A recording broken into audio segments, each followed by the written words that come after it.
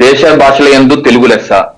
So ఈ యొక్క దాన్ని వందల సంవత్సరాల చరిత్ర కలిగినటువంటి మన భాష అంటే జస్ట్ ఒక వాడుక లాంగ్వేజ్ కాదండి. ఇది ఒక సంస్కృతి, ఇదొక జాతి, ఇదొక గుర్తింపు, ఇదొక ఆత్మ గౌరవానికి సంబంధించింది.